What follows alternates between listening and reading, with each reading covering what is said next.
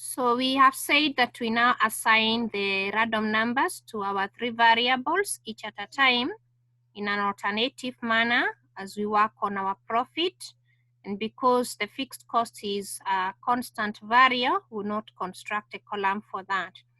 So we had assigned for the price, for the variable cost, we were to do for the volume, and we'll pick the random number, which is the next one, that is 60. And we ask ourselves where 60 is lying. It is in the range of 80, 99. So the corresponding value of, not that one, sorry. It's between 65 and 99 here. The corresponding amount of units is actually 100,000 units. So we are going to go and have the number of units. Let's look at this again, sorry.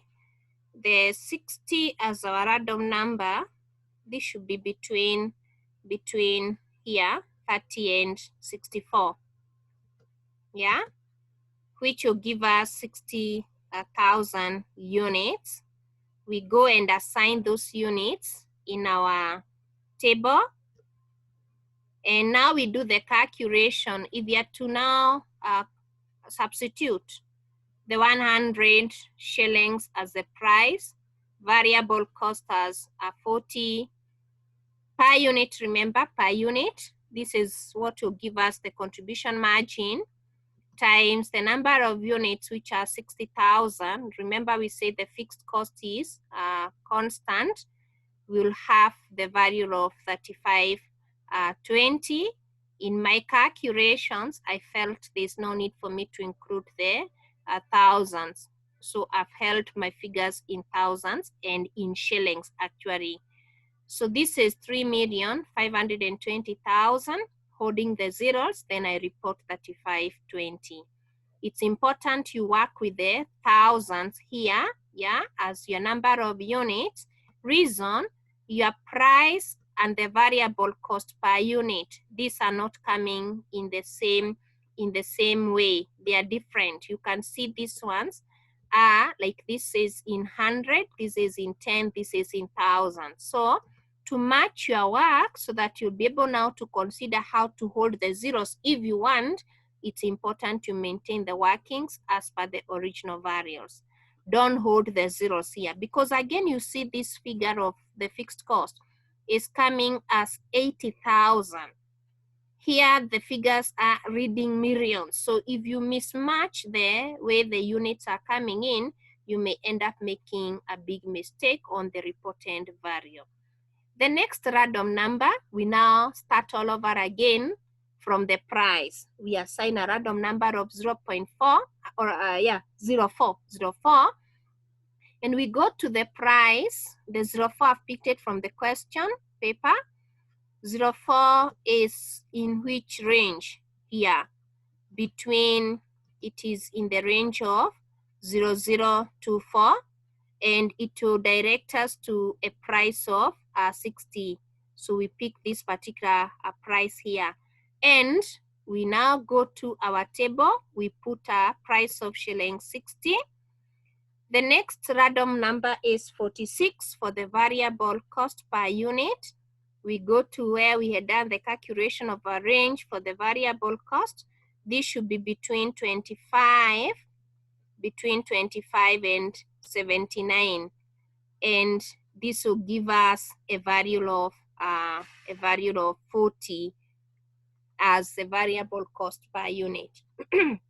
Next random the next random number is 31, which will go to the number of units, the volume now, the X, and our 31 should be between here, 30 and 64. And this will give us an amount of 60,000. So again, you come and put all those figures into your table. You calculate the profit, 60 minus this 40, that will give you the contribution margin, times the number of units which are coming to 60,000. Then we take away, remember our fixed cost here was 80,000. The figure will read in millions. I've held the zeros again, which is coming to 1120. And you'll continuously do that exercise of picking the random number. Once you have exhausted up to the variable cost, you move to the units. You repeat now from the price all the way to the number of units. You keep on doing that, and you'll have done that one 10 times. In total, and be careful whenever you are reporting of the value is positive. We usually do this from an accounting angle. The number is reported as the way it is. But if it is a negative, meaning this is a loss, this must have been a loss, then we talk about what? The negative value to be put in form of a bracket. So to define this, you actually get the total of the column known as the profit, that will give you the total profit over the 10 trials. And then we go back to the question. What were we asked to do? We were asked to find the average profit of the product over the 10 trials.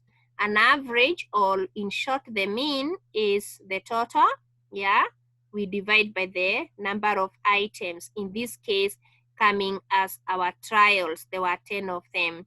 And you can see here, I have remembered my value was in thousands. So I input the thousands that finally I'll be able to report the correct value.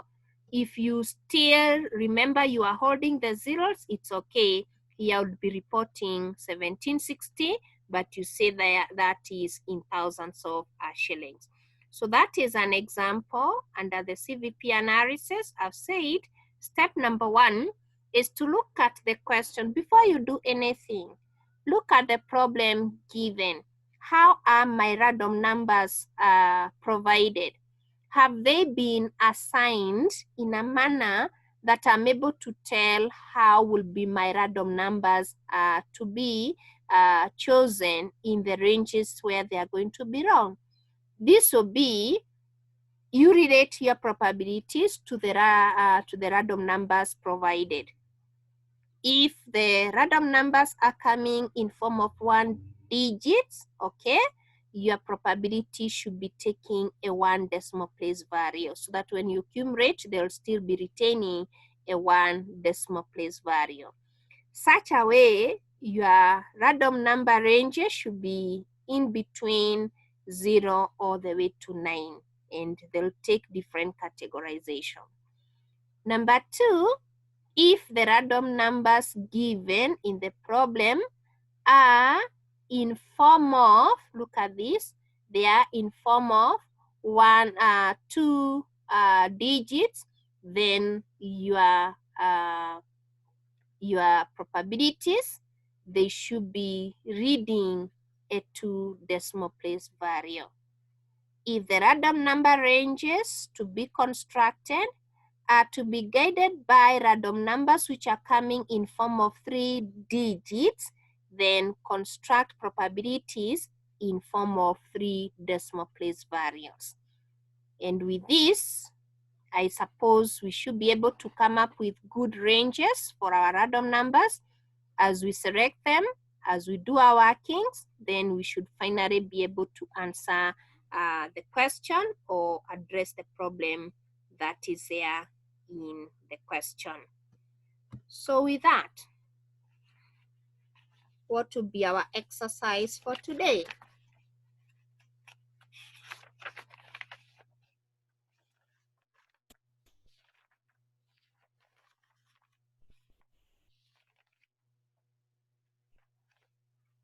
I want you to follow the same procedure as you work on the exercise for today.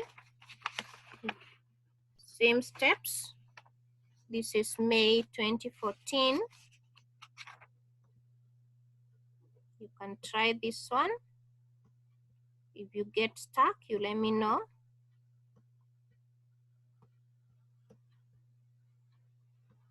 May 2014, question number 4B.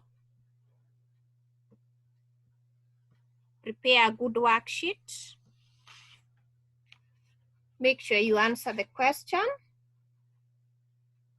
Go back to the notes.